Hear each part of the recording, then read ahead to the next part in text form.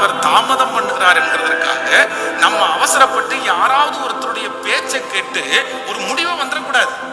ஆண்டவர் ஏன் தாமதம் பண்றாருன்னு கர்த்தருக்கு மட்டும்தான் தெரியும். கண்டிப்பாக அவருடைய தாமதத்துல கண்டிப்பாக ஒரு ஆசீர்வாதம் அடங்கி இருக்கிறது. அவருடைய தாமதத்துல ஒரு வெற்றி உண்டு.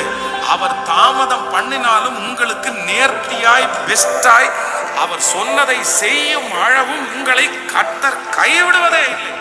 ஆனா கர்த்தர் தாமதம் பண்ற நேரத்துல தான் நிறைய பேர் குறுக்கால வந்து சில ஆலோசனை கொடுப்பாங்க. சில காரியத்தை ஆண்டவர் தரலன்னா அதை ஏத்துக்கிறது தான் ஆண்டவருடைய பிள்ளைகளுக்கு ஆசீர்வாதம்.